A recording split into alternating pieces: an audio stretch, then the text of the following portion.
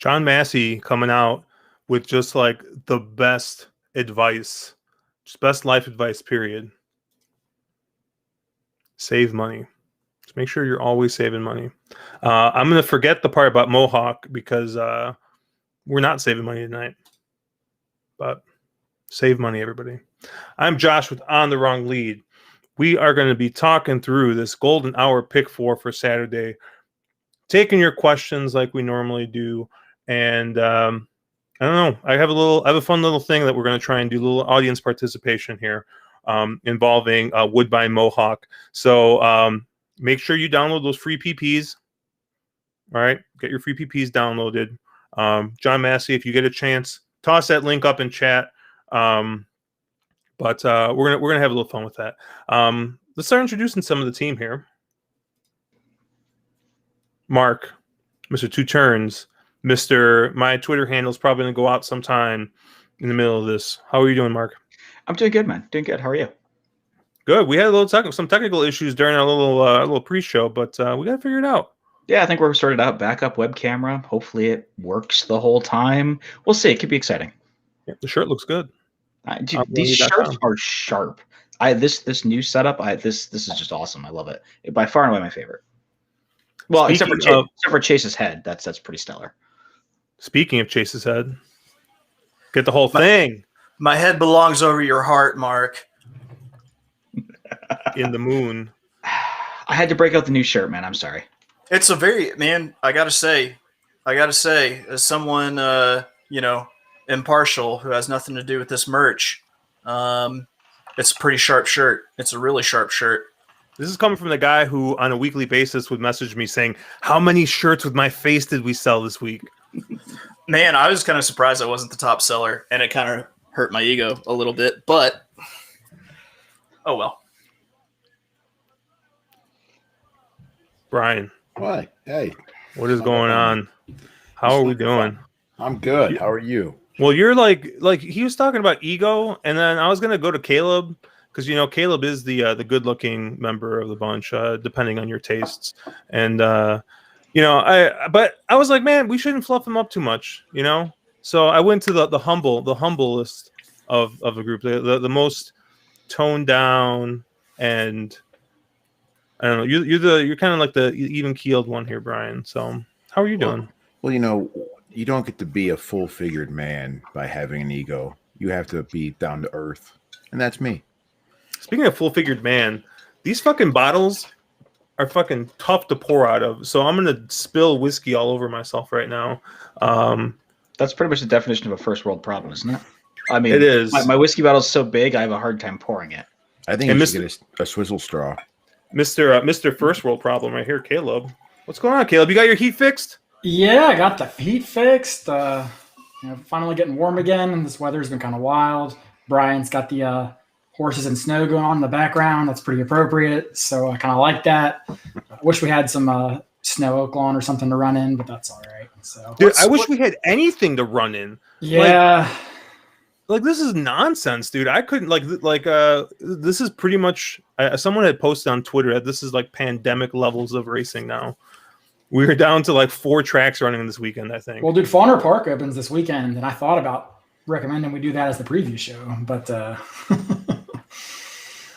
I mean, degeneracy knows no bounds, as our friend Lizard's Thicket was talking about the podcast Chase and I did last night, and I had mentioned the ethics of betting against the Little League World Series, and he said he felt attacked personally. He said at some point Venezuela was just hitting the cover off the ball, and he was betting the over every game. Listen, I've looked at the analytics, and the Great Lakes team is like 4-1 against the spread this Little League baseball season. Oh man. Let's go Saginaw, Michigan. Oh, we got our boy Ryan Gamino saying a happy Fauner Eve. So I know he's a fan of Fauner. John Massey saying Fauner Friday. Yeah. So yeah, we're gonna go ahead. We're gonna talk through this golden hour pick 4. I do want to bring attention before we start that. Josh, can you pop something up here? Was it Cinch's Kitch had a question? First of all, I got to say to Cinch's Kitch, what do you mean, you people? And secondly, yes, we can.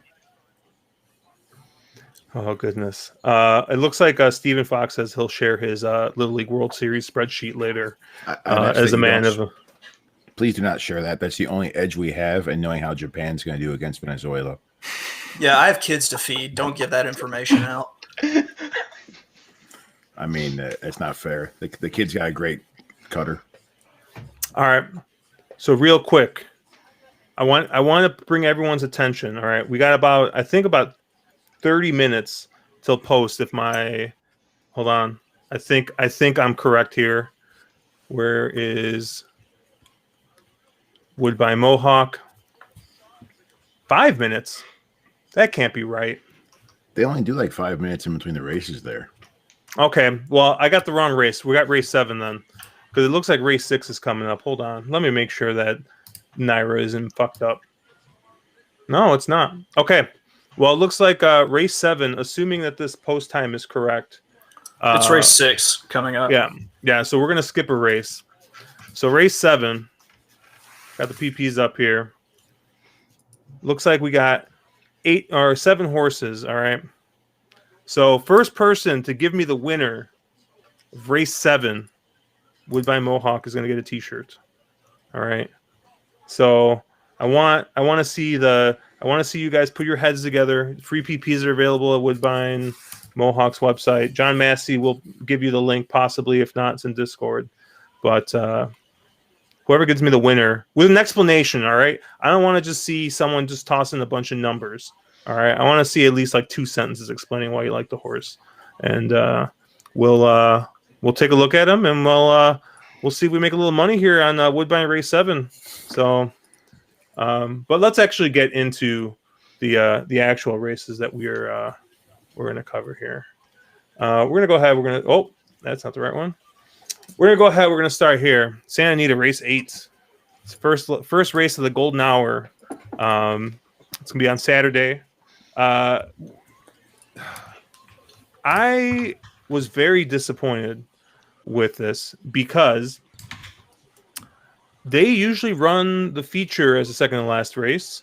So dumb me, without looking at the actual entries, figured that race 7, the Buena Vista, was going to be the first leg of this golden hour pick 4. And I thought we were going to be able to talk about a really good race.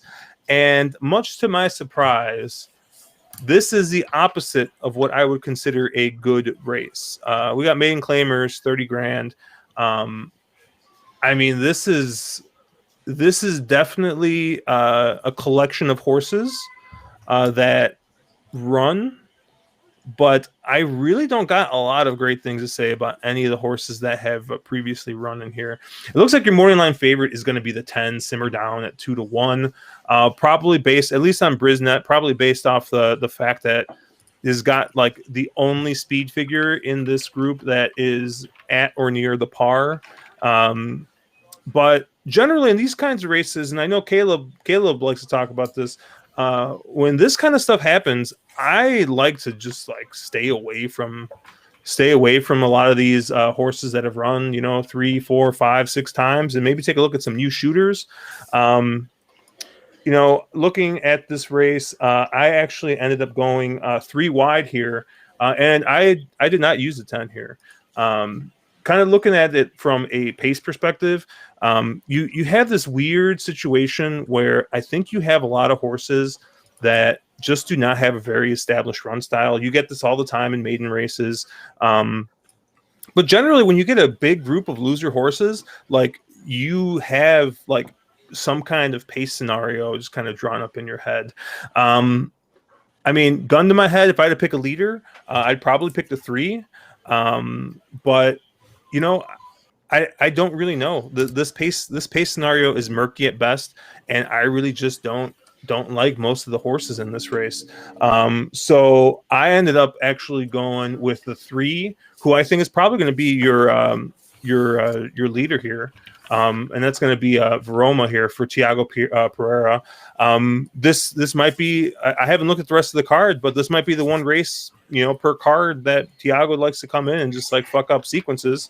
You know, the horse is getting back to the dirt,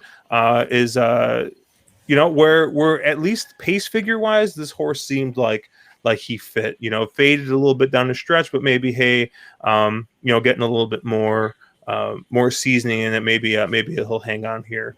The other horse I did want to use was the Pratt horse, Maiden Carew.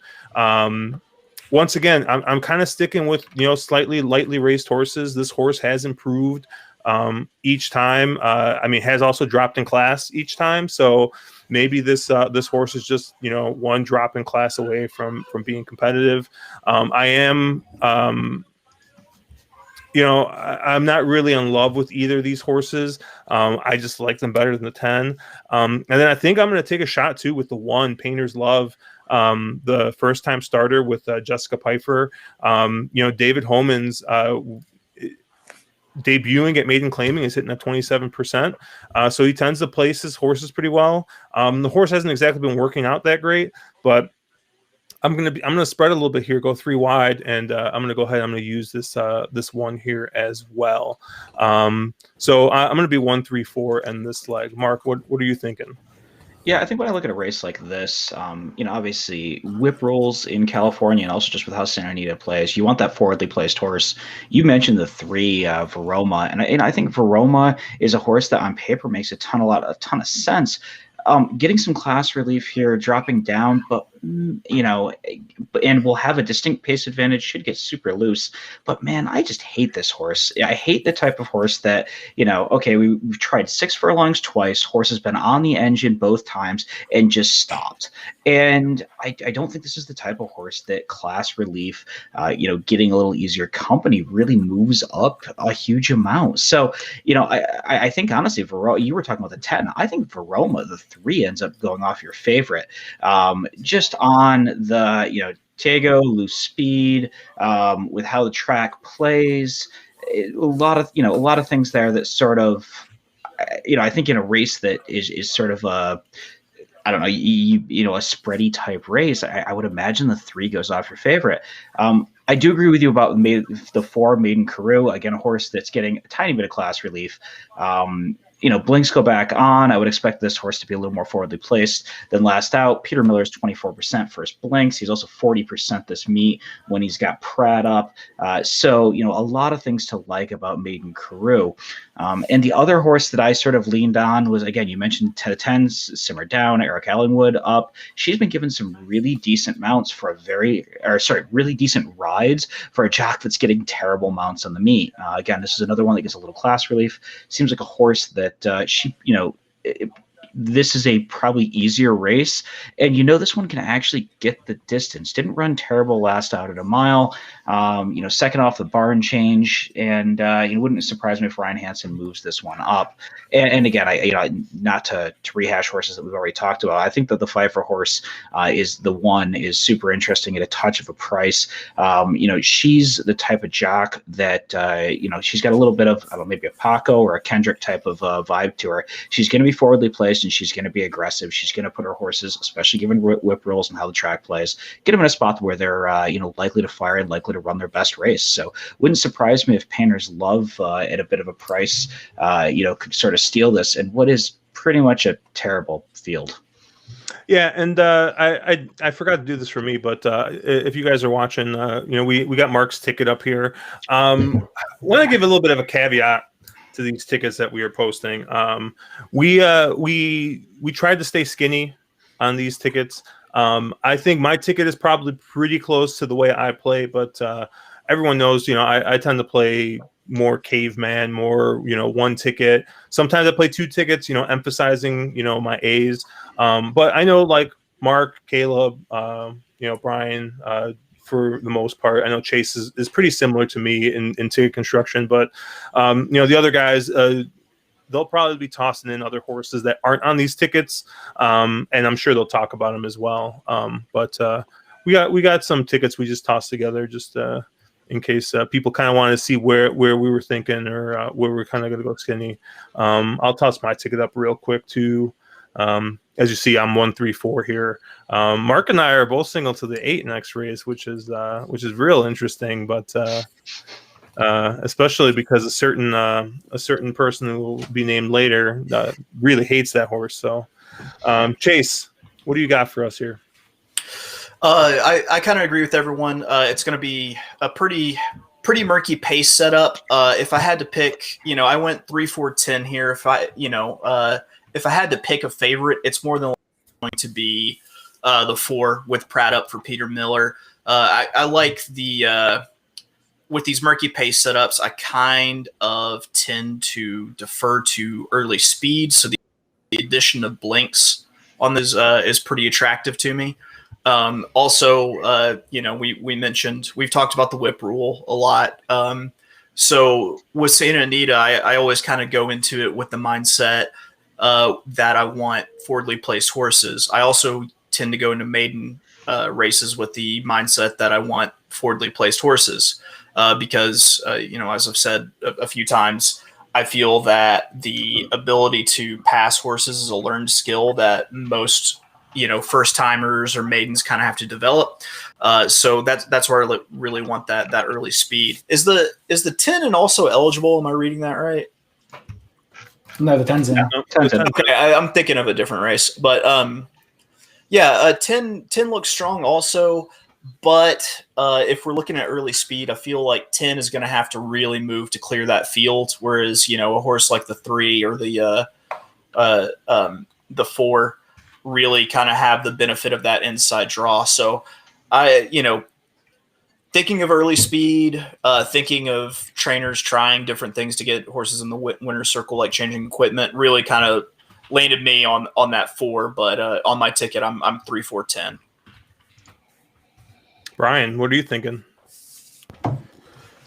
I could repeat what everybody else has said, but I think that'd just be a waste. I think this is a pretty cut and dry, ugly race. The comment I thought was interesting was, since we were talking about, not winning races, Elliot in chat mentioned that Pfeiffer can't win races.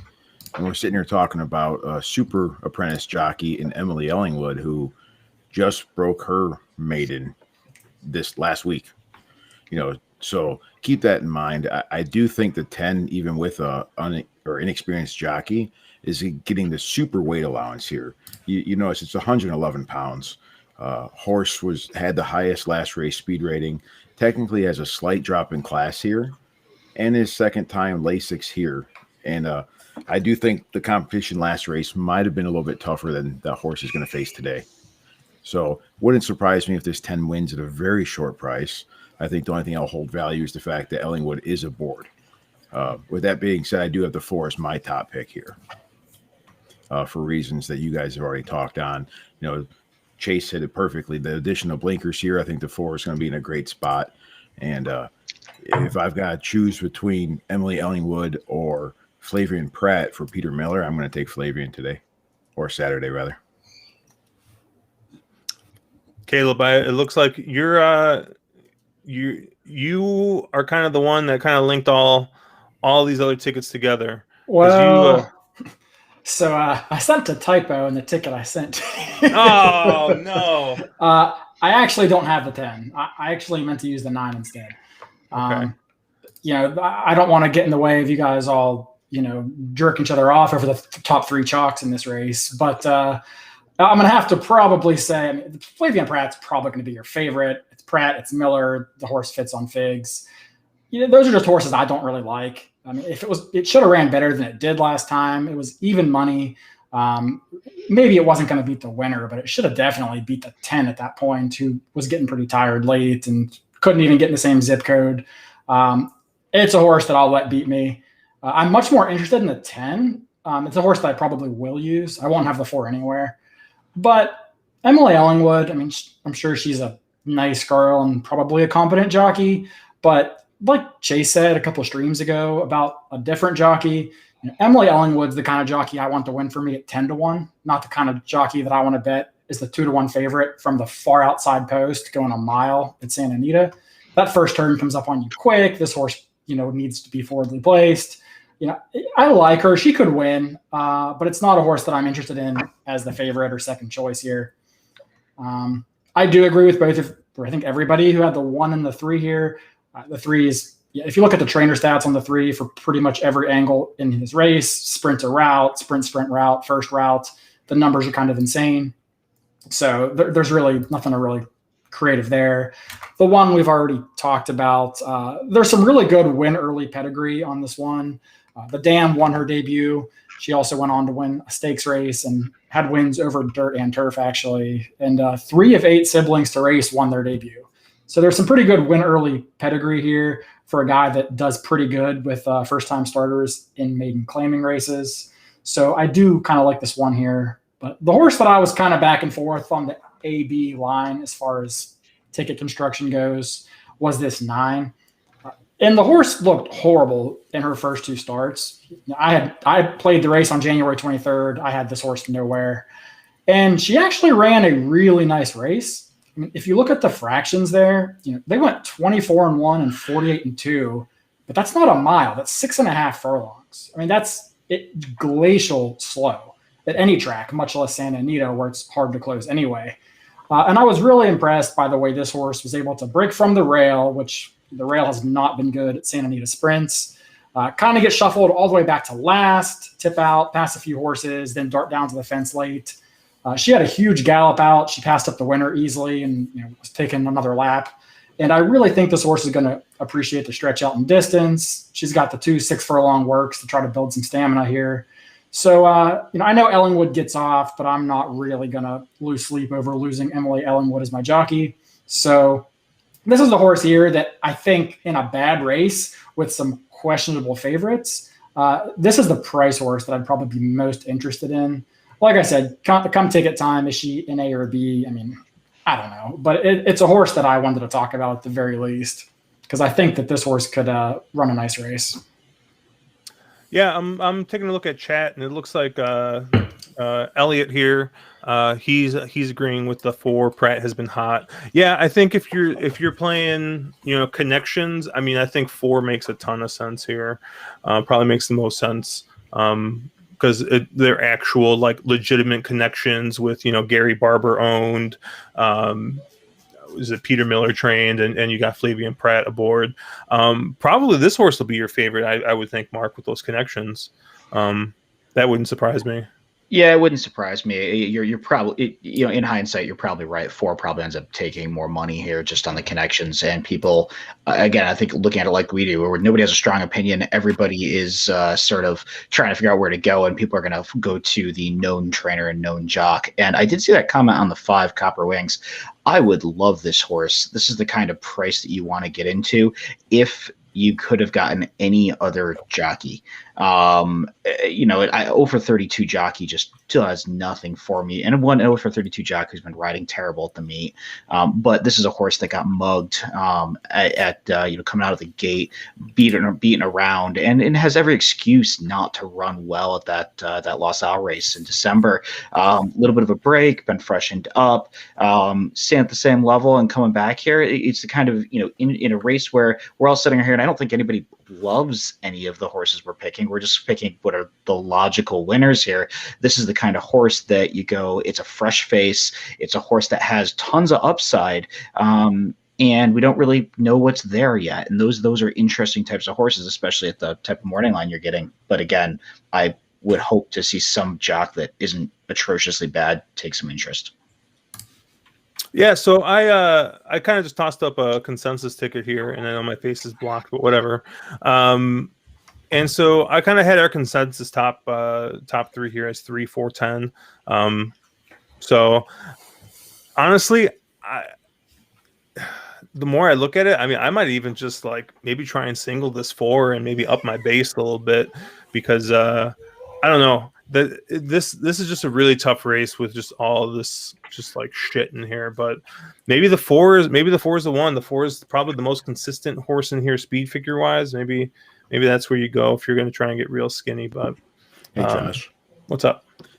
Not to cut you off there. I'm sorry. I thought you were moving on. I wanted to catch you before you moved on. And it's good. Caleb had mentioned that we're all eating chalk in this leg. And I think it's important to talk about when you talk about the 4 at 5-2. You had said you thought the 3 might be a short price, and then the 10's a 2-1 morning line. So if you're going to spread in this sequence, this might be a race you need to have an opinion on, because these horses all are going to be covered in the sequence. So, from a strategy standpoint, how you attack it's going to be important. We could sit here and say 3, 4, 10, let's move on. But are we actually creating value, or are we harming ourselves on the ROI possibility there just because of what the horses are going to play like in a horizontal? Yeah, I can also say there's some logic here in this type of a race to singling. If you're an ABC type player, you play a single A ticket. So maybe you pick the 4 and say, gee, that's probably the most likely winner. Single A, the 4, and then we're talking the other couple we like. Maybe the 1 and the 10 kind of as Bs, and you buy the rest of the horses as Cs, just on that calamity factor sort of a play. And then if you do happen to get that crazy price that clunks up, you're live to something that pays very nicely. Hey, Mark, didn't you do an ABC video not that long ago that's available on the channel? Yeah, they're out on YouTube. If you look at On the Wrong Lead on YouTube, all of my ABC stuff's there. So it's like a 3-part series. Cool. All right. Let's move on to the next race. Got Golden Hour race 2. Got Golden Gate Fields, race 8. And so for those of you who haven't been playing Golden Gate Fields, at least from the past couple of weeks that I've been playing this, I've probably played this wager, I don't know, probably at least twice a week for the past probably about a month. So I haven't been playing on Fridays all the time, but definitely Saturday and Sunday I've been playing this. Golden Gate has been extremely speed favoring. So that's just something to keep in mind. If you get time, when you're playing these multi-track bets, if you can watch a race or two, or at least kind of go back and skim through the results, because who knows how the track's going to play. I think in general, Golden Gate has played as speed favoring for a number of years, but it's always important to kind of see how the track's playing, see if the track profile is kind of changing around a little bit. Going down, I believe our morning line favorite is going to be our Silver Oak, which I believe is the one. I don't have the post numbers on here. The one, which is a Jonathan Wong horse here, is going to be coming from slightly off the pace, but still seems like a pretty forwardly placed horse.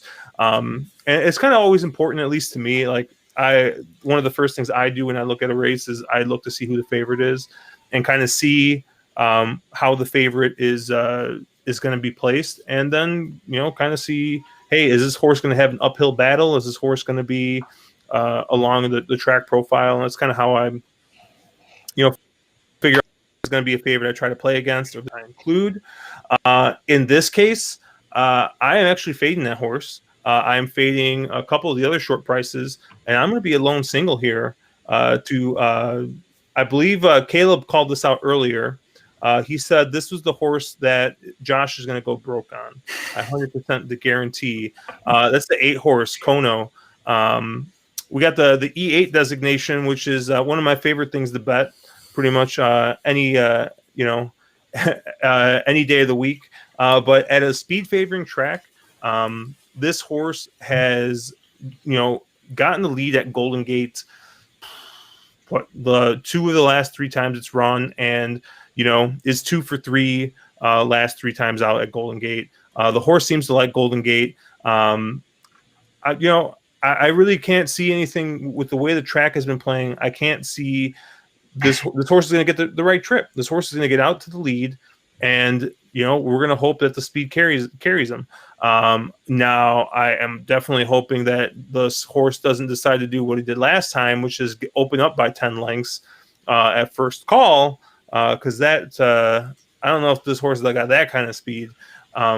But at least with the way the track has been playing, I'm going to want a horse that's going to get the lead. And I think that this is a pretty clear, lone speed type situation here with this 8 horse. So I'm singling this 8. I always try in these multi-race wagers, if I'm playing a pick 4, pick 5, or pick 6, I got to have at least one single. Otherwise, I'm not playing it. If I'm playing this, I'm singling somewhere. I'm going to single this 8 here with lone speed. And Mark, I think looking from your ticket, you seem to kind of agree with me here. Yeah, I had the same exact. 8. I had the same exact take you had, Josh. Horse loves the track, and you kind of have to toss those last 2 races. This horse is a bit of what we refer to as dirtied up form. We're not running on turf today. We're running on the all weather. And this horse really runs well on the all-weather at Golden Gate. So if you toss those last 2 turf races where they were in way over their head, and I have a feeling that the reason they went full send in the last race is they knew that was the only way they had any chance of winning. They went off at $75.50 on the dollar. They hoped that they could send in steel, and hopefully no one came and got them. Obviously didn't work out, and now they're back to probably a level where they should be at, back to a spot that onto a surface that they should be running at. My only concerns with this 8 are really the fact that if you look at those wins, they've all came in kind of optional 25 sort of a level, and or $31,000 allowance. This is much tougher company, or should be much tougher company. But speed figures fit, I like the horse the same reason you do. I think this horse gets loose, can get real brave on the front end, and hopefully carry that speed home on a speed favoring track. All right. I want to take a quick break here and just make you guys aware. We got 3 minutes to post here to Woodbine. All right. I'm looking at picks. Who's got something? John Massey, Woodbine 7. He likes 3 day at the gym. He says he's a chalky and weasel after breaking the June qualifier. Was not seen until winter. Won the qualifier. Non-winners have won before the pause. Now moves up in class, and he finds a field with questions. Massey's taking the 3. I believe our boy Stu, shout out to Keep Pounding, picked the wrong race, but is sticking with his pick the 4. Even though he picked the 4 based on a different race, he's going to stick with the 4. Tucker's out. He says the driver trainer, Roy, is 5:58. He's going to roll with that. So, John Massey saying the 3 is scratched. So it's a late scratch there. Is that who Massey had? Yeah, Massey had the 3. All right, Massey, you're going to have to figure something out. That's the only pick I see, though. I see Keep Pounding's the only one. Otherwise, he's getting the shirt. I don't care. Someone else pick something else. Bryan. Now that who you got at Woodbine? The 4. The Chase is also going. Yeah, The 4 over 156 at Woodbine. The 4 is it, man. If I had to talk, I'd say 4 over 7-1. I think the 4 wins here, but be honest, the first 2 races at Woodbine today, both of my horses went off pace. So who knows what's going to happen up there in the snow. Well, I see you're also on this 8 here, so I think you're liking that speed angle. You're also including the 1 here, which was the favorite I'm trying to get around, but it looks like you're including. What's up with this 1 here? My fault. I thought we were talking about Woodbine. Yeah, so the 8 does seem to be there. The 8's going to be forwardly placed and gets back to synthetic. And I don't think the 8's going to be anywhere near the morning line of 7-2. But I also am not sure that the 8's that fast. So the 1 is going to be chalky. But let's be honest, it's Jonathan Wong at Golden Gate. You're talking about a trainer who's high 20%. He's at 25% right now, and that's just nuts. While this may not be the best horse, the horse's effort, 2 back on the dirt doesn't really translate directly to the synthetic, but the number there is huge. So if we get 3-1, I'd be happy with that. This is the kind of race where the ticket that you're showing I went with 2 A's, but there's a good chance come Saturday I play something a little bit different, because I think both the 6 and the 7 are going to blow or have the possibility to blow this thing up. And somebody in the chat had mentioned the 6 with Kyle Fry aboard, ready for a fight. Now, the horse is moving up in class level a little bit here. And, Kyle Fry's been pretty good. Stephen Maiotti is a good trainer for Golden Gate. I just wonder if this isn't too steep of a class move up at this point. Obviously, the horse might be 10-1 at post time, but something to look out for is a B horse. Some of you might have the 6 as a C, but I think given this field and the 1 and the 8 being a little questionable at a short price, I think I move them up from a C to a B just because of that. And then the 7 King of Speed, I love the move to Bill Anton Georgie III. I think that's a great jockey move there for that horse. And my note here says that the horse has won at this level last out, and now they changed to probably a higher percentage jockey, in my opinion.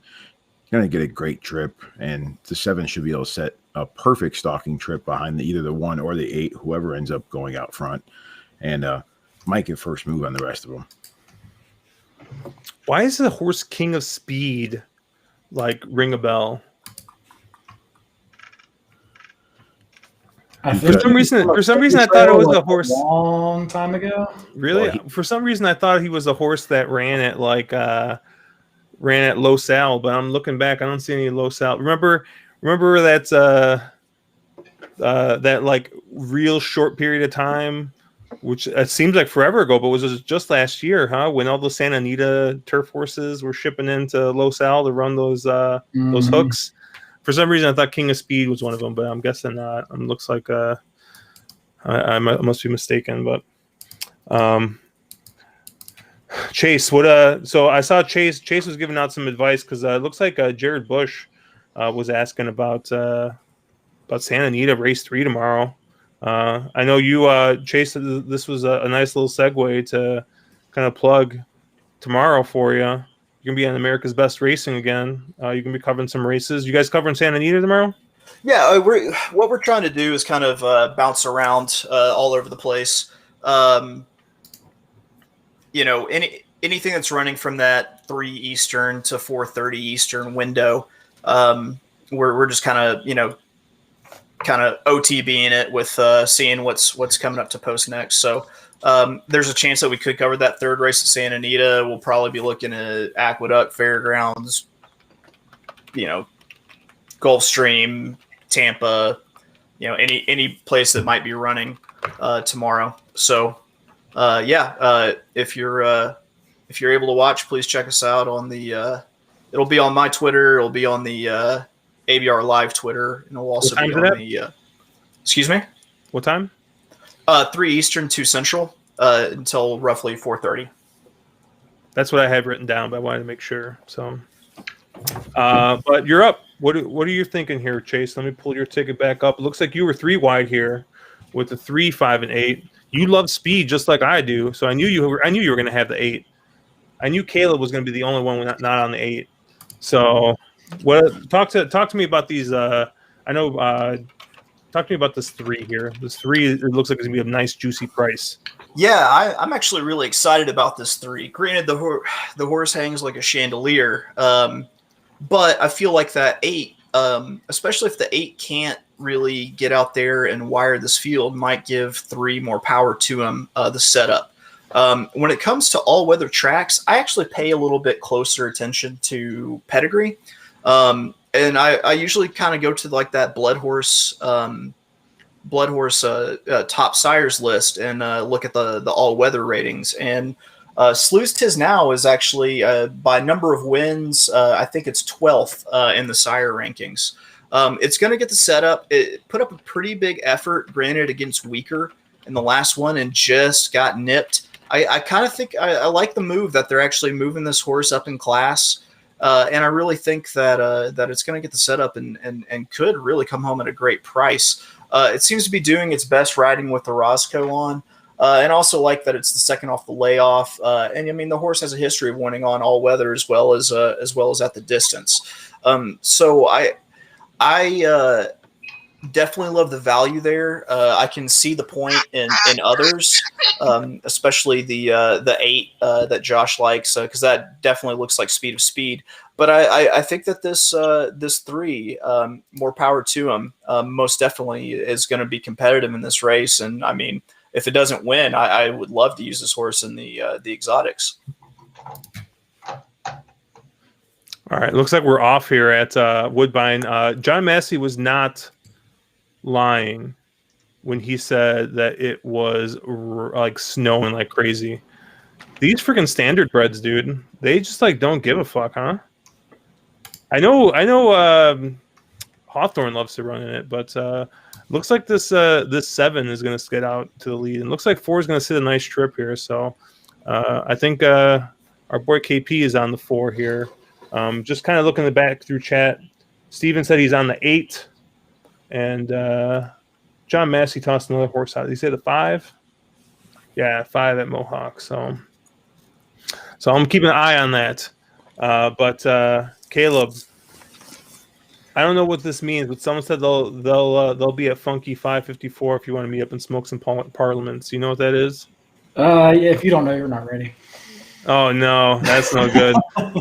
So Caleb, as the lone 8 dissenter in this group, why don't you tell me about your horses here? You got the 1 and the 2. Yeah, so I think I wouldn't say the 8 can't win, but I'm surprised to see all of you guys land on what is kind of unquestionably the cheap speed here.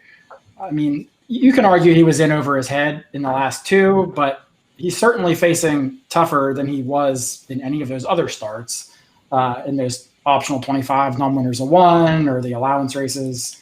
So like, maybe this is where he's supposed to be. Like, I can kind of concede that, but he hasn't really ran a good race in almost a year. And that was against significantly weaker horses. And I just don't think he gets that loose, because this is one of those instances where I think a lot of people just see a bunch of 1s and go, oh boy, like lone speed, this horse is going to be 4 lengths clear. And I mean, maybe he will be, because as a function of tactics, like maybe they decide to just hard send this horse like they did last time. But I think that the 6 with Kyle Frey on the stretch out is every bit as quick. Going from 6 furlongs to a mile and a 16th. I mean, this horse has 45 flat speed to the half, which is faster than most of what the 8 has actually ran before. With the exception of the last race where he kind of ran off and opened up 10. So, if they elect to maybe rate the 6, trying to squeeze a few extra furlongs out of him on the stretch out, then maybe the 8 does get loose. But I'm just not really convinced that he gets this like easy, lackadaisical trip on the lead that I guess you guys seem to. I mean, even the horse like the 7, King of Speed, or the 5, 5-star Lynch, I mean, they both have enough gas to keep the pace honest. So I just didn't really see it there as far as the 8 horse. I mean, he could win, but he doesn't do a whole lot for me at 7-2 and likely shorter. I did end up on the other 2 short-priced horses here, the 1, Our Silver Oak, and the 2, Limebird. I know we've kind of talked about Our Silver Oak a little bit. I think that the longer the better for this horse. He ran his best race going 1 mile and an 1/8 back in that Snow Chief Stake, about a year and a half ago. And he's ran some nice races since there as well. He just missed last time as the favorite. So I think that the extra 16th makes all the difference there. That was also a race that had a pretty slow pace with a couple of interesting trips. So I do like Our Silver Oak, but really I think Limebird is the horse that interests me the most here. Limebird is 4-1 on the morning line. I think you'll get a lot better than that. I would guess probably in the ballpark of 8-1, maybe. You might get maybe 9-1, 8-1, something like that. And this horse had a horrible trip last out. He was ranked. He had to get shut off going into the first turn. He checked up. He just never really got comfortable. And he made a pretty nice run to finish within a length of the leader there. Now you're hitting your 3rd start off the layoff for a horse that is clearly much better over the synthetic versus the turf. And again, that last race was a very slow pace where you had one horse with a pretty comfortable lead, and then basically every other horse bunched up, and this horse was towards the rear. So I think there's certainly going to be a quicker pace today, or Saturday, I guess. And Linebird's a horse that I think might be able to, at 4-1, he's kind of borderline, but I think you get better than that. And I think that he could pull off a pretty decent upset here. So Caleb, let me get this straight. You're getting all geeked up over the horse that hasn't won in a year and a half, right? Yeah, that's about right. Just checking. Just Well, I mean, to be fair, to be fair, Ben Wilkie is all over the 2 as well. He says he finds himself agreeing with Caleb a lot recently. He doesn't know how to feel about it. So not only does he say he agrees with Caleb, he also gives a nice little dig. But to be fair, Ben was also posting how much he loved the 2 and then realized he was on the wrong race. So I don't know if you should get that butthurt over that one, Caleb. I'll take it where I can get it. And in case you guys didn't see, it looks like poor KP. His horse probably looked the best. Galloped out, probably could have gone another mile, but got boxed in.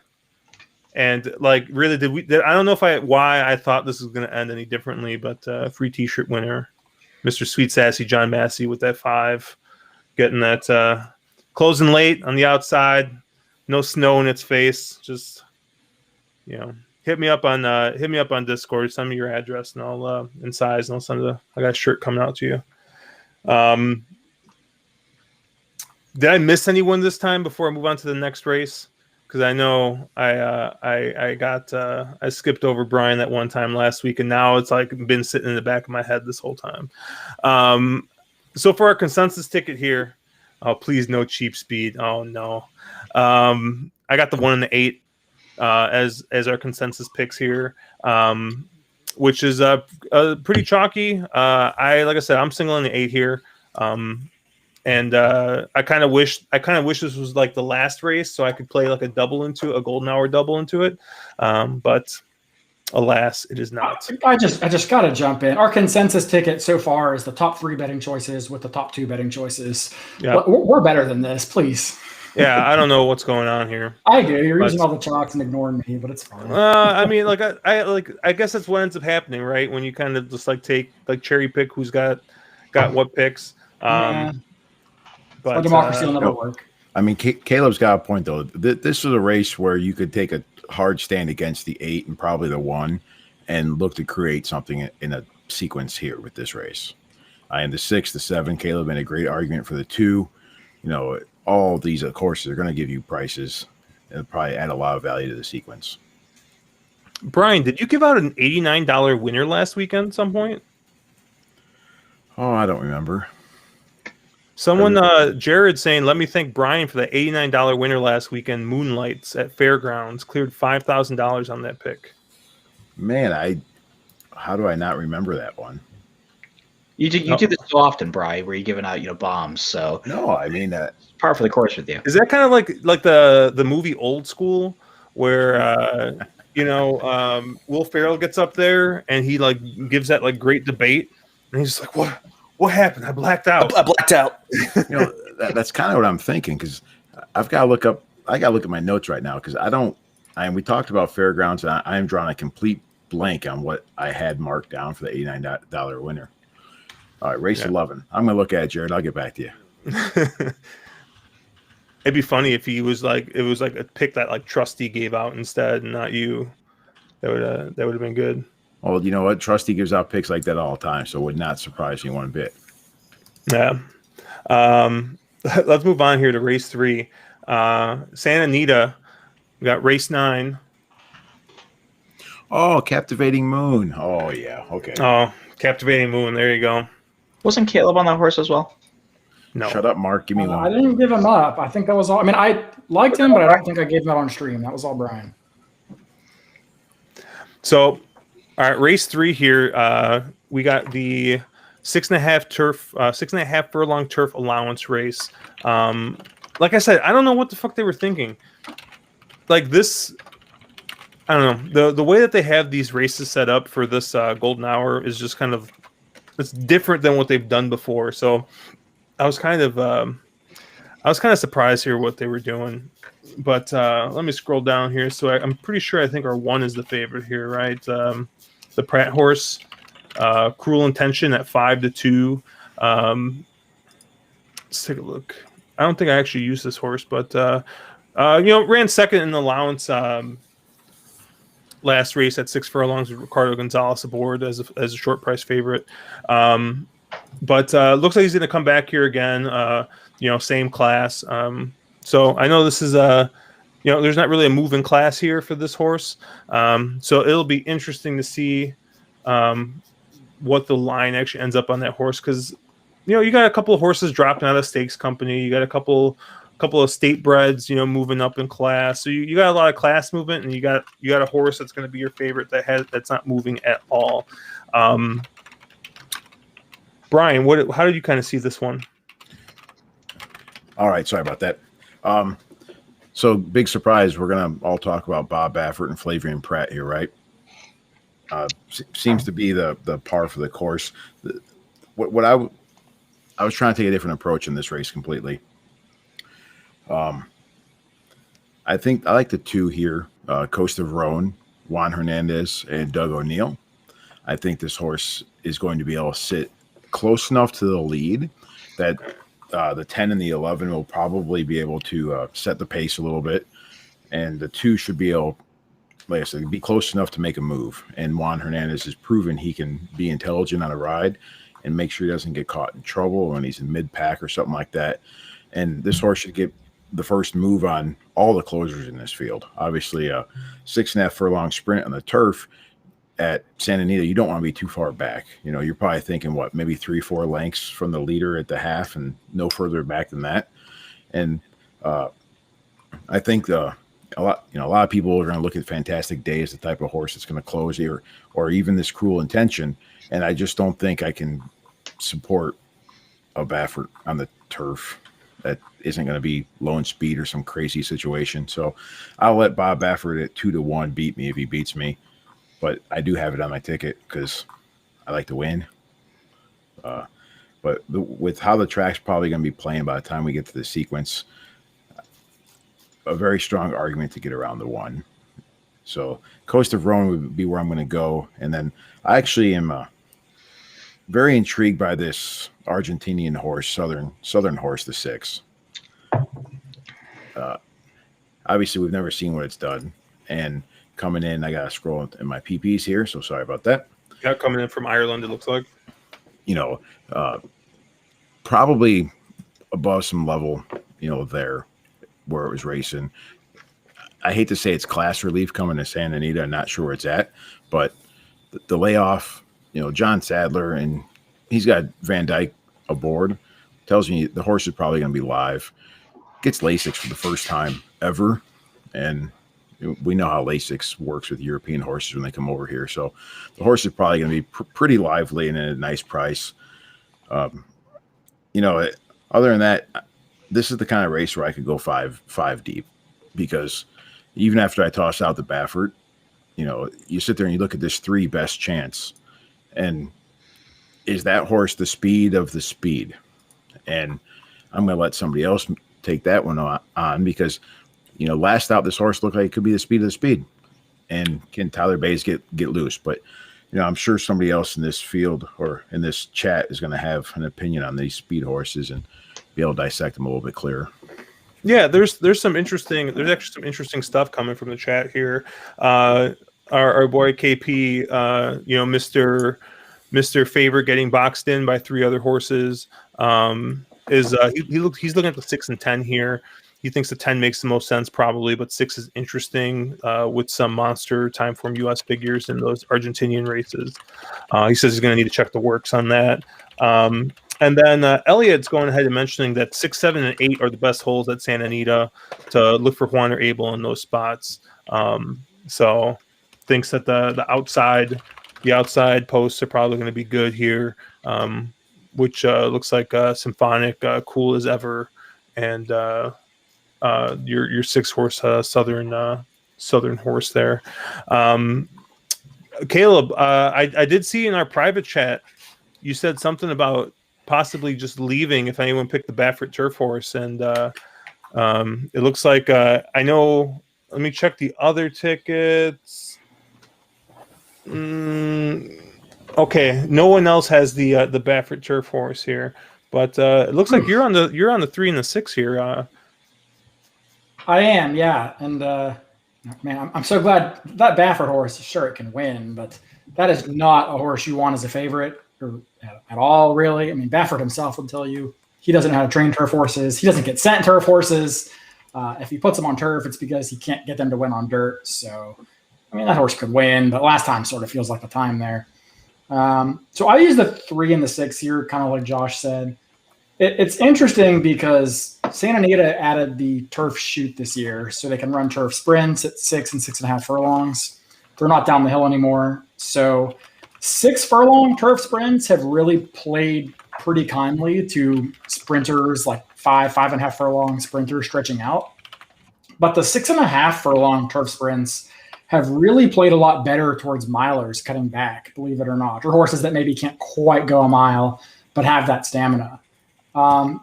So with that in mind, I was kind of looking for horses that I think are going to be either proven at the distance or can get a mile.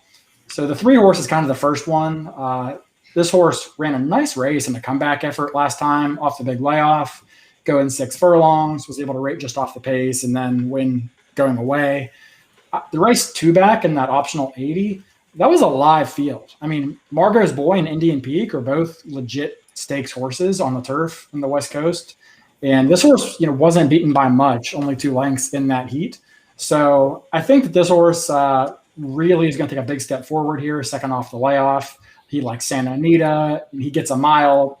He gets 6 furlongs. I don't think 6.5 is going to be an issue. And 6 to 1 is a great price. You're not getting Flavian Pratt or Juan Hernandez, so I think the price might hold.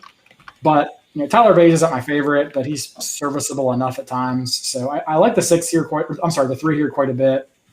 And then the 6, Bryan already touched on a little bit. This horse at one time was actually a Group 3 winner at the Curragh, which is insane to think that he's in a non-winners of 1 allowance at Santa Anita now.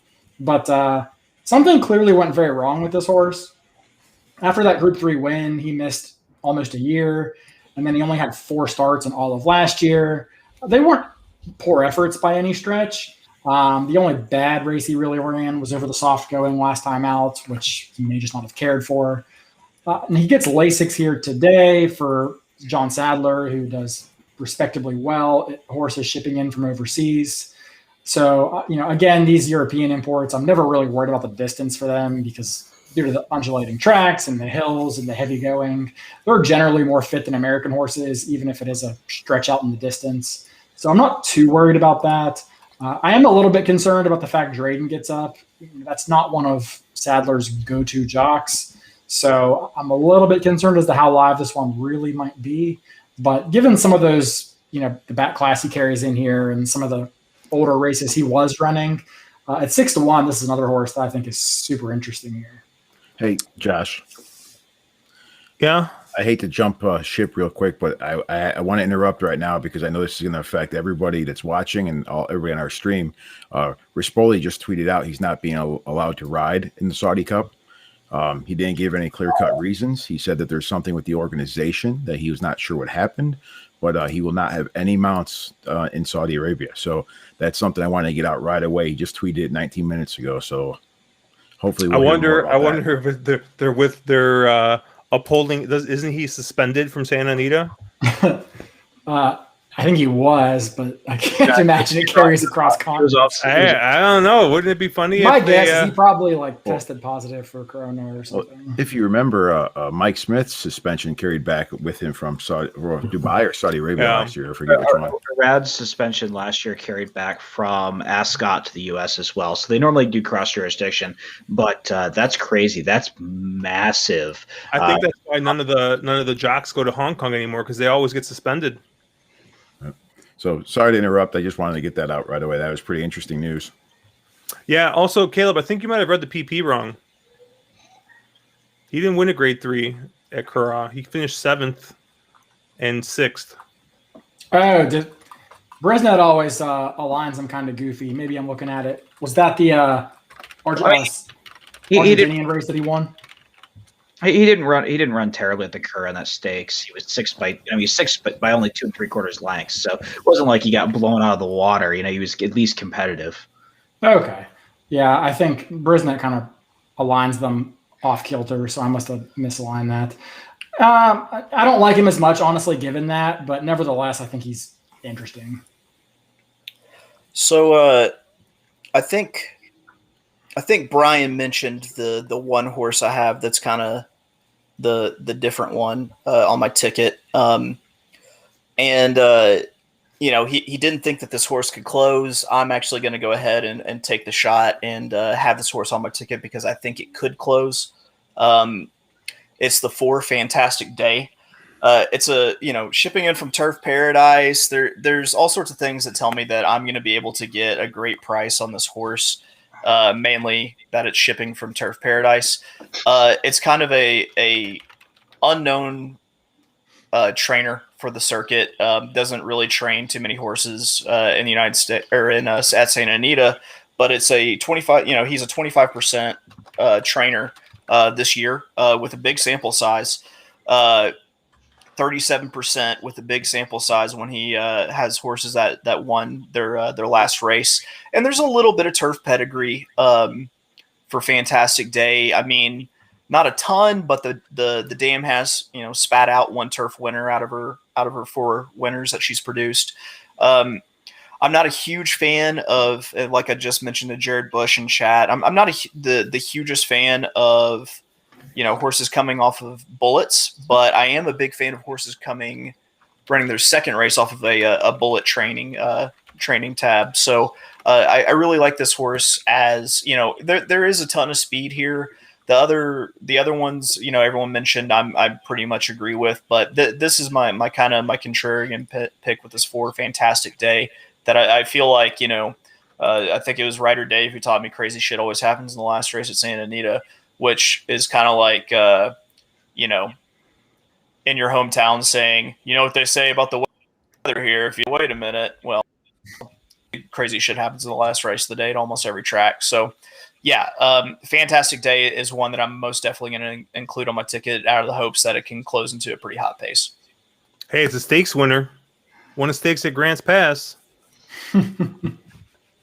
Yeah, so Caleb made a really good point here that is in the fact that 6 and 6.5 furlongs at Santa Anita have played extremely differently, with 6 being much more favorable to sprinters, where 6.5 being much more favorable to horses a little bit more off the pace. You wouldn't think half a furlong would make that much difference, but it really has. And for that reason, I think the 2 in here makes an absolute ton of sense. Costa Roan. Juan can probably keep this one anywhere it needs to be. Rispoli on the last one was 7 3/4 off at first call at 6.5, which is crazy far back to close from. So the horse obviously has a really good turn of foot. And one thing I will say at Santa Anita, Timeform US figs have worked really extremely well. So this is one of the better Timeform US figs. Obviously, Juan is suspended. Rispoli is out of the country, and so Juan, Rispoli is out of the country, so I would imagine Juan ends up here on a Doug O'Neill. This is probably really well meant as a jock shuffle, and I would think this too is really, really live. The other horse that I really kind of liked as well, we're talking about these horses that can stretch out. Or can a horse stretch out? And if you want a horse with little speed, is the 10, Psycho Dar. 6-1 on the morning line. If you dirtied up form, if you go back a couple of races, those figs are very competitive with the field today on both Timeform and on BSF. And Horsehead is 6 of 8 in the money at Santa Anita. I don't know if he can stretch out. That's the part that really scares me in this one, but is going to be very forwardly placed, and is a horse that I think at a little bit of a price makes quite a lot of sense. Again, I'm saying that these at 6.5 you want a horse a little more off it, but we have seen some horses wire at 6.5, and the track has changed with the weather that came through a touch. It touched last week, so pay attention to how the track's playing, see if speed is really playing well, and you can play around with that 10 based on that. Yeah, Chase, I hate to tell you, but my ticket, I have the 3, 4, and 10. So we are exactly the same on this horse. I felt like I horse- had gone like 45 minutes without speaking, so I wanted to actually like prove that I wasn't on my phone betting Aussies and Woodbine Mohawk. Yeah, we Chase and I are pretty much, I think, seeing this race the same way. Yeah, I like this horse coming in from Turf Paradise. This horse is stretching, or it's not stretching up, but going onto the turf. But I think that this horse is shown a fair bit of early speed. At least compared to some of these other horses. Like I know, hey, okay, is 3 lengths back, but this is 3 lengths back on a 22-second first quarter at Turf Paradise. So, I think he's going to be a little bit more forwardly placed than his pace designation might show.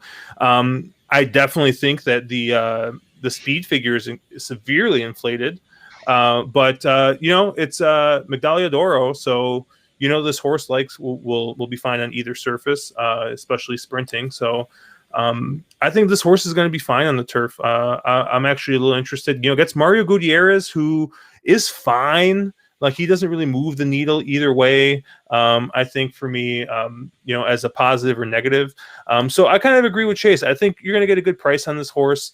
I don't know about that bullet work, 35 seconds at Turf Paradise. I mean, that could probably be 37 seconds anywhere else, because the Turf Paradise track is slick.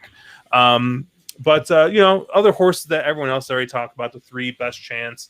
Once again, I think this horse, has got a little bit more speed than you'll kind of just see in the PP by seeing, hey, he was 5th last time out. But Caleb made a great point about these milers. The cutback has just been deadly on these turf sprints. So, let's see if this horse can do it a second time. You get Tyler Bays, which once again doesn't move the needle, but Rosario's overseas. So what are you going to do? Who else is Sadler going to call? And then I also had the 10, which I think Mark just got done talking about, Psycho Dar. This horse is going to get is coming back to the turf where I think the horse is done its best running.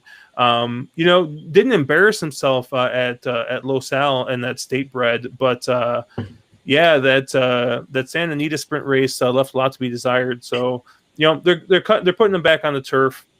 So I think the horse is going to move forward based off that turf move. So I'm going to be 3, 4, and 10 here. Let's go 4. Let's get a price here, but let's not bet. What is it? 5-2 Bob Baffert turf horses, unless they are named. What was that turf horse that he didn't even realize won a stakes race? Kingley.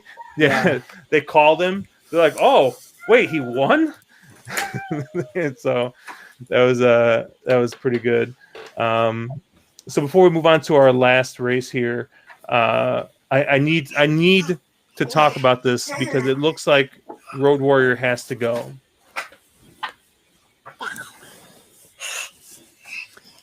He says, "Guys, I have to go. Thank you. I'm not kidding. I think Tacitus can win over in Saudi. Good luck." And what I have to say is, good luck to you if you are going to place any real American dollars on Tacitus to win any race, because I just don't see it. Caleb, I think there might not be anybody who hates this horse more than you hate this horse than me. I always confuse the two, Tacitus and Tax. Tax is absolute. Just Tax is just not that good. Tacitus likes to invent ways to do stupid shit and lose. Dude, I've seen on Twitter, and there's like people who are like genuinely good handicappers that are like, "Oh boy, I can't wait for Tacitus to win the Saudi Cup," and I'm just like, I thought they were trolling, but like I clicked the comments, and it's like they're genuinely like going to bet Tacitus again, and I'm just like, what does he have on you? Like what kind of dirt does this horse have on you or your family to like force you to keep betting him? If you think that he's going to be Charlatan or Nixco, that's crazy. You're especially kind of stupid. That's really what he you probably are. runs like 4th. Yeah, I could see that, but he's not going to win. He doesn't win. All right. Yeah, Someone's got a guarantee in chat. Hold on. Someone's got a guarantee in chat. Tacitus to win, no chance. Tacitus to show, lock. It's from KP. I respect that. I can see that. Yeah. Now, after his Travers, I think you kind of realized what was up. Where he invented a new way of doing a stupid thing and losing a race. So, and he's consistently done that again and again and again. He's just kind of horse that he's going to be short every time he runs. You're going to make money betting against him every time he runs. Just toss him out. Don't use him. And long term, he's going to be a positive ROI because he's a takeout reducer every time he runs. They're just trying to get one quality win on that resume, so maybe he can go somewhere and stand. And the big difference between Tax and Tacitus is Tax has been gilded. Poor guy. So Sentinel says Tacitus doesn't want to pass horses. He likes running with horses. So, poor Tacitus. I guess we can just go around. Like, I don't know how much you guys have looked at that race, but I mean, I think it's a 2-horse race, and I'd probably got to take Nick's Go if gun pointed in my head. Chase? I'll go ahead and lean Nick's Go. But I think that it could possibly happen that Nick's Go and Charlatan throw down. I think is more likely the one to try to rate. And if they kind of strategize this and realize that you're not going to beat Nick's Go rating, then there's a good chance that they both go really hard and you could get some surprise closer. Between Charlatan and Nick's Go, I mean, I kind of think that it's Nick's Go's race to win, but Bob also really ships pretty damn well to Saudi. So I can't really... I personally lean Nick's Go because I fucking hate Bob Baffert, but I wouldn't be surprised if Charlatan wins, and a small part of me thinks you could get some sort of closer, upset price. Sorry, Bryan, Chase, I have to do this to you. Love you, but what horse has Bob Baffert shipped to Saudi that's done well? I'm thinking of Dubai, aren't I? The Dubai World Cup. I mean, he shipped to the region and done well before. I don't think I'm not sure if Charlatan is Arrogate. I haven't seen enough of Charlatan, but Arrogate ran his eyeballs out in the Dubai World Cup. I really, like I said, I lean Nick's Go enough of Charlatan, but I'm not going to count out Bob Baffert and what sort of miracles in modern medicine he can pull with a horse with that long of a flight. I know there's a horse that is not named Nick's Go or Charlatan that Bryan is a little bit interested in. I was trying to find the name in the past performances so I don't butcher it. It's like El Kazaham. Horses ran on this course and won its last 4 goes. I'm sure John Massey is gonna correct it in chat, but I hope he does, because I can't even find it on the past performance right now, which is driving me nuts because nothing's in numerical order, and I don't have OCD, but apparently I might a little bit. But yeah, the horses ran on this track and won the last 4 times on the track. Is that right? That I screwed up, John Massey. I think he's correct. Horse isn't even in the race, Bryan. What's that? Horse isn't even in the race. But yeah. Oh, I think. I don't think you're looking at the Saudi Cup. I think you're looking at one of the undercard races. I think Nick's Go is your most likely winner. I don't like Charlatan. I just don't trust Charlatan. The other horse I found sort of interesting in there, I think Bangkok is interesting. Horse that is a hell of a world traveler, has never really run much on dirt, but has some interesting pedigree there that he might just take to it. And I think Bangkok is a touch interesting at a bit of a price there. And beyond that, I don't really know. I need to spend a little more time handicapping, a little more time going over some pedigree angles, because there's a lot of turf horses that are very high caliber turf horses that are moving over to the dirt. Most of the dirt, though, the real quote unquote dirt horses are shippers from shippers from the United States. Mishrif is the other horse that I find kind of interesting, who did run really well in the Saudi Derby Stakes back in February of last year, and so it's a horse you at least know can handle the surface. Will the horse be able to handle the distance? That'll be that'll be something you still have to figure out. Yeah, I think Nick's Go wins. I mean, this horse runs a hole in the wind in his last 3 or 4 starts. Charlatan, I still have questions. Wait, did you say runs a hole in the wind? Yeah. God damn it, that was poetic. I love it. Eloquent. He was very eloquent. Thank you. Yeah, I mean, Charlatan, I still got questions on. Yeah, I'm not convinced that he's truly proven at the distance. I get his Arkansas Derby win was big, but I mean, look who he beat that day. Yeah, I'm just not really sure. I think it's more likely that he comes out of this race with a career-ending injury and retires than the fact he actually wins this race. So I would go with Nick's Go, and then I'd look for one of the other Americans not named Tacitus, like Max Player or Sleepy Eyes Todd, hit the exacta maybe. I'm not interested I haven't done a lot of diligence, to be fair, but I just think that the American quality of dirt racing is, on the whole, so much higher than the overseas quality that I'm just not too excited about anybody else. Hey, so Are there any Japanese horses shipping in? not Chua Wizard, the 4 is Japanese horse. I mean, that's probably like the only other place that I would ever bet a dirt horse. Maybe a Japanese horse coming in, especially if you're going like a classic distance or longer, because they seem to have they seem to have that pedigree available in their stables over there. But going a mile in the 8th, I don't know if I'm going to really want to take a chance, especially if Lemaire is not going to ship in. It's a 1-turn mile and an 1/8, isn't it? Yeah, it's a 1-turn mile and an 8th. That's what I thought, which is a bit unique. Yeah. Hey, I just have to say one thing, and that's channel maker. Oh God, dude, I haven't even. Was in this race, he'd win by open lengths. I literally haven't even looked at that turf race just out of spite.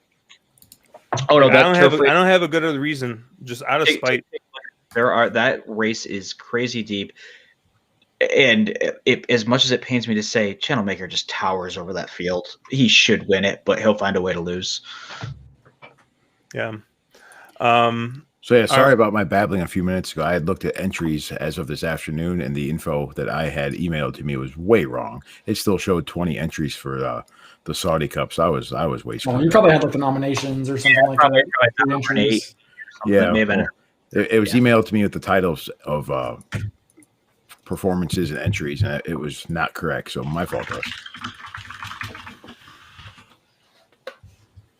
All right. So we're gonna move on to the last race here. Got our golden hour race 4, Golden Gate Fields, race number 9. I do want to point something out from the chat that I really just like. I really hate how right this might be. Jay Davis says, so just so I'm clear here, top 3 faves each race caveman ?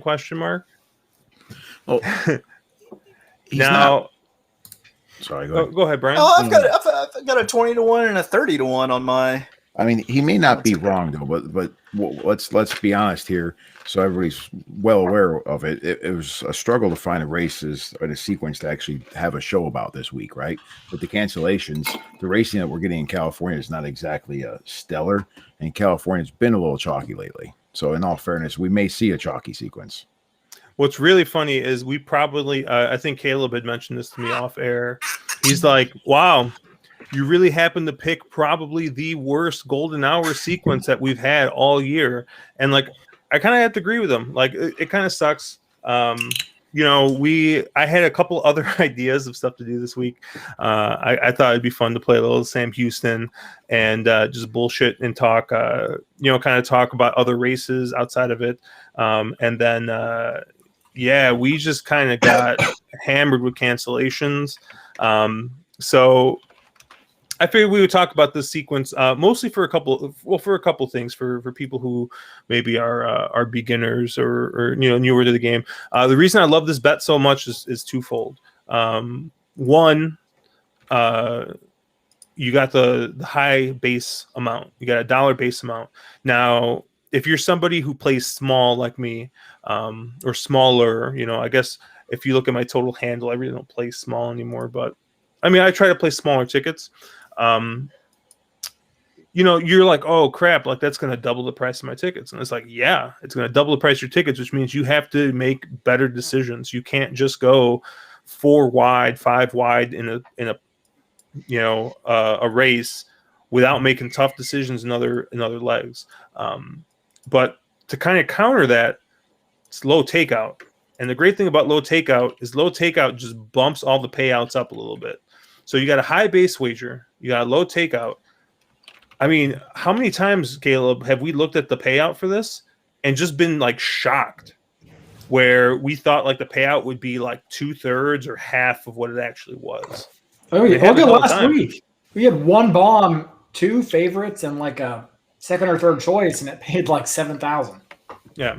So we like looking at these sequences.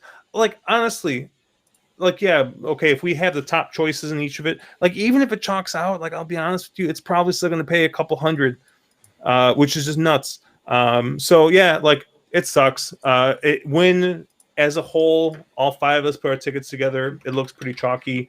I think Chase and I have a couple of higher prices. Chase more than I do, I think. But and I know Mark and Caleb, if you guys do play the sequence, you'll have a couple more tickets. Bryan as well, maybe cover a couple other prices. But it takes it's tough. We had a completely different plan on what we were going to do 2 days ago, so it's unfortunate. It's the weather. I would much rather be just being a degen at Turfway or Sam Houston tonight. But yeah, let's get to this last race. We're going to be going a mile here on the all-weather track. I actually ended up here with 4 horses. Remember how, like I said, don't be a donk and have 4 horses. I have 4 horses in this, but that's because I'm singling that runaway horse in the second leg here. I like this 1 horse, the ref. Why? Because we got speed. I like the 3 horse. Why? Because we got speed. You'll probably see a pattern here. The 4 horse, I actually don't think that we got a ton of speed from this horse, but kind of looking back at this horse's form, this horse seems to like running here at Golden Gate is twice in the money here. These are not exactly high class horses. But won a $20,000 claimer here, earlier last year. So the horse does have a little bit of back class, is 7. But I think that this horse on its best day probably can still win this race. So I kind of tossed this horse in here as well. And then I think probably for me, the most likely winner is probably going to be this 9. Won last time out. Now the speed figure wasn't great, but is running at the same condition. So this horse is running at the same condition, won last time, and so why not? If they're going to run it back at the same condition, I'm guessing it's like the N2X is probably like never won 2 in like the past year or something, and that last race is probably his first win in the year. So sure, if the horse is good, run it at the same condition, see what happens. So I think this 9, the connections here are great. You got Frank Alvarado who's winning at 22%. Him and Tim McKenna are winning at 27%. The horse is going to be forwardly placed. Not going to have to worry about any kind of nonsense with some horse kind of trying to close from the clouds. Looking at this race, though, I will say the 1 does look very, very much like Lone Speed here. With maybe some pace pressure from Gooch Express, who I also have in here. So I'm kind of making the pace play here based off the 1 and the Gooch Express, I believe is the 3. Yeah, the 1 and the 3. I'm including the 4 and the 9 based off of a little bit of back class and the fact that the 9 won last time out at this condition. But I think that we this is probably our best spot to try and get catch a price here in this sequence. So I'm going to go 4 wide here and hope we're catching a nice little ticket here. Caleb, what are you thinking here? Yeah, so I kind of agree with most of your picks, to be honest. I used, I think, all three of the same horses you did. I had the 3, 7, and 9, which I think are all the horses you had. I didn't use the 1. If you can't win going 25-4 and 52-1, then I'm just not convinced you can actually win. So I didn't use that horse. But that is a key race, I think, for handicapping this race. Because there is probably 3 or 4 horses that all exit that common race on January 30th.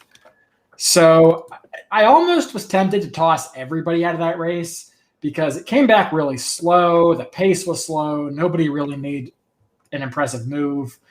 But when I went and watched it, I did end up including the 9 just because despite the fact this horse did kind of sit the trip, this horse won pretty easily, easier than the form probably makes it look. And this is a horse that's been keeping company for most of last year and the year before that in better claiming races than the bottom of the barrel that we're in today. So I did end up including the 9. The 7 is another horse that we've kind of talked about already.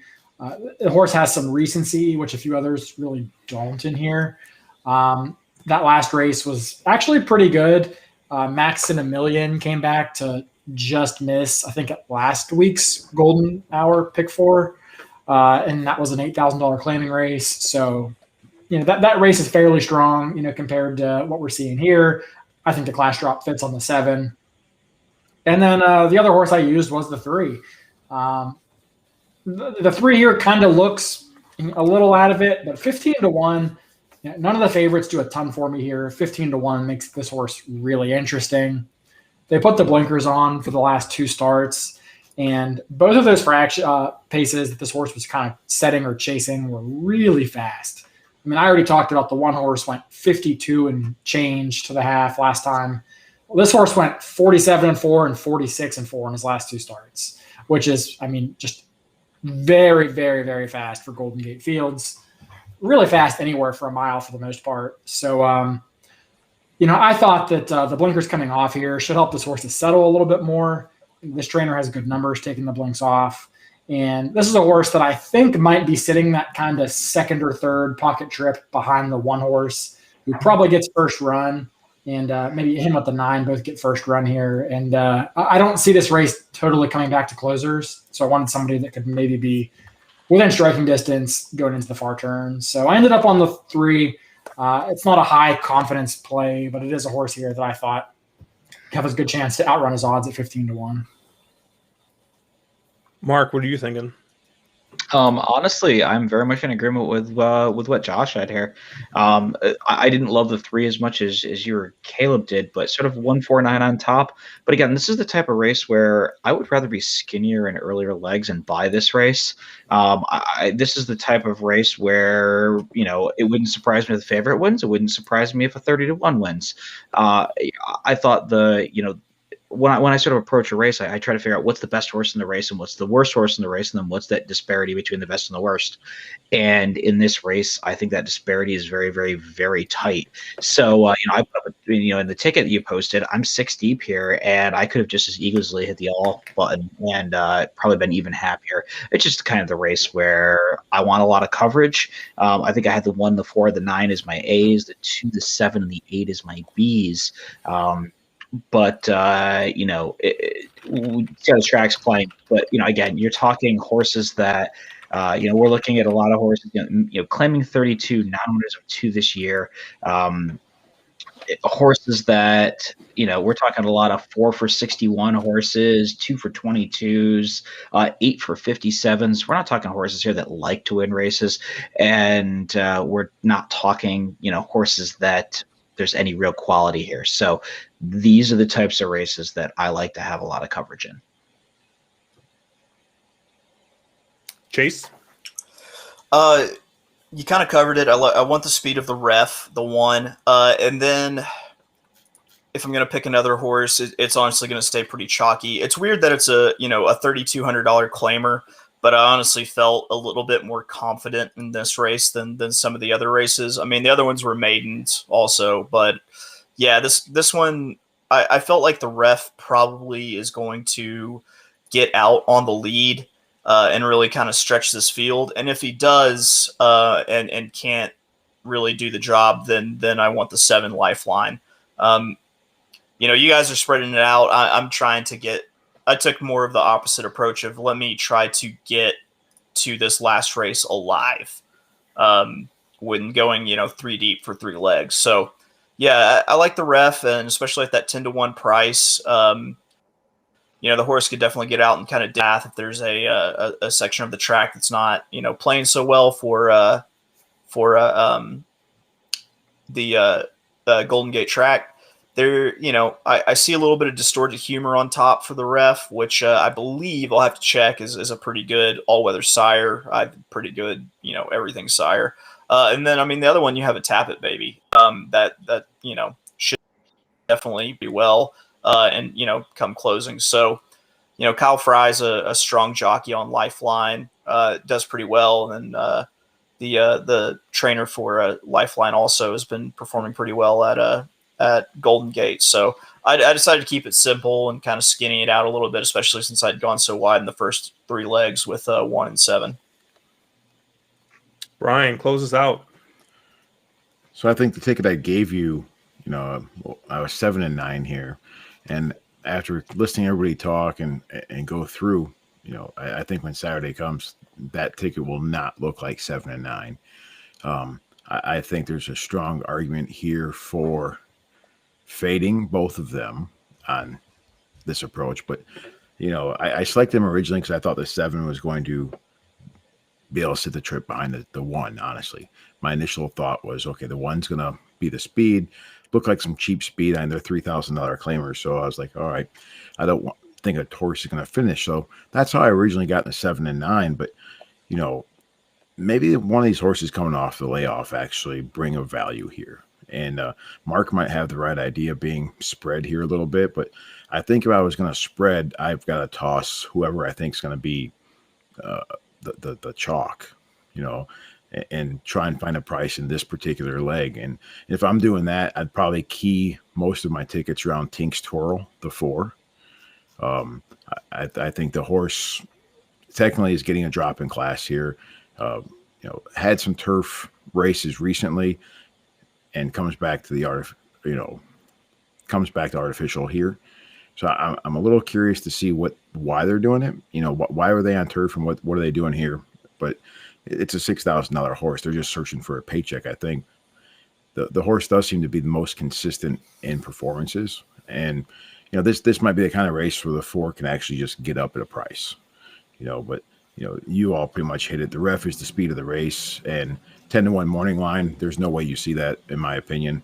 But how can you lead that horse off? And if the 3 misses the break, the 1 could lead him around all by himself. Also trained by a guy who, will probably give Caleb nightmares. And Baker. No relation to D. Wayne Lucas, but I know D. Wayne Lucas is the crusher of tickets for you there. You guys are just in love with the cheap speed this weekend. Have you Josh, watched? I knew you'd be on this one, but like Bryan and Mark, I could go 52 and change at the half mile, and this horse still folded up like a cheap suit. Ugh. Hey, it's 10-1 there, so I don't hate it nearly as bad as the other cheap speed you guys are using. I just want to say one phrase, and I'm just going to leave it at there. Q1 square. That's true. One did make most of our tickets, so it's on the consensus ticket at 10-1. Like I said, I would not play this. This is just kind of what I just kind of wanted to see what we kind of had in common. I tossed this together. I'll kind of go through all of our tickets here real quick. I'm going to have a $36 ticket. This will probably be pretty close to what I actually play. Singling what Caleb thinks is the cheapest of speed in the entire sequence and ending with even cheaper speed. It's what's been working at Golden Gate, so that's kind of what I'm going with. Bryan's ticket's a little more economical at $24, but like Bryan said, Bryan's a contrarian, so that last leg, it'll probably change a little bit. Chase here with his $54 ticket. which He's is gonna try. way bigger than I normally at that dollar base. But these Santa Anita races, I felt like I needed, especially since I had to handicap them in a hurry because I handicapped the wrong day. And felt the need to go 3 deep due to that mistake.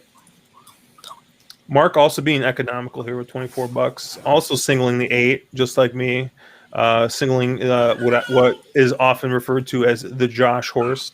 And I think, Mark's probably got the classic ticket where he's going to try and single somewhere and just spread in that last race where the chaos is going to happen, maybe catch a price. Caleb is just disgusting where he just does not like any of my cheap speed, and I don't even know what he's thinking here. But that's Caleb's ticket. But like I said, this ticket that I'm telling you absolutely do not play is probably the one that's going to hit because we're all going to miss a leg, and this one's going to have them all covered somehow. But shout out to our, once again, our free t-shirt winner, Sweet Sassy John Massey. He already sent me his info. I will be getting him out a nice heavyweight On the Wrong Lead t-shirt, similar to the one Mark's got wearing up there. You can find them That at On the Wrong font, Lead. that font looks so nice. Yeah, you can find them at ontherwronglead.com. Chase, you're at Oak Lawn. You're going to be live tomorrow at ABR. Make sure if you guys got time, you check him out. Bryan at BD Horseplayer. We're going to do a live show, Bryan and I, and maybe some of us at some point. We were actually, I thought we were going to try and do it this week, and then we just got fucking hit with all these cancellations, and I don't know. We got to talk and figure out if these are races that we actually want to bet on, because if I'm only doing a live show if I'm actually betting real dollars, and we'll see what happens. Mark is at 2 turns. Mr. Packrat in Discord. Send all wagering questions to @Packrat in Discord. He loves it. Shout out to our favorite Discord user, Lee. Big shout out to Lee. And then we got Mr. Caleb, Caleb WVU on Twitter. Caleb. I got to shout out Keep Pounding. It's apparently been pointed out to me that I've never shouted out Keep Pounding. So I feel always like I got to have, shout out Keep Pounding. Just in the event that I haven't, got to get it out there. Yeah, I mean he's running on the all pick 4 should be $1 base. Agreed. That's his platform, and I agree. The kind of money that kid's printing, I understand where he's coming from. You would think at least pick 3s would be $1 base, right? These 50-cent pick 3s, just like I don't know, they never pay well. Oh yeah, they do. What did you hit? You say the pick 3 didn't pay well. Didn't somebody hit a $500 pick 3 today? Yeah, but it was $1. It was $1. So $250 for what? Yeah, maybe a that's $6 ticket. For 50 cents, and I got it on a $2 ticket. Is Gulfstream a 50-cent base? It is, isn't it? I just made it $1, huh? I think Naira is the only place left with $1. Mm. Make the exact a $2 minimum too while we're at it, and the trifecta. No, actually, Chase just shuddered. Exact, I can get behind. Trifecta, that's a little harder. I don't mind $1 tries. I think 50-cent try is a little much, but the $1 try I like. Unfortunately, with the golden hour pick or golden hour double and golden pick 4 being what $5 and $1 minimums, I think you're likely to see things like this happen more. More bets trying to get the handle up with, that's what they want. People are clamoring they wanted the $2 pick 6 back, and here we're going to get a $5 pick 4 or something crazy. That's one thing I love about Los Alamitos. They still run a $1 pick 6, old school, hit it or it carries. None of this stupid jackpot BS.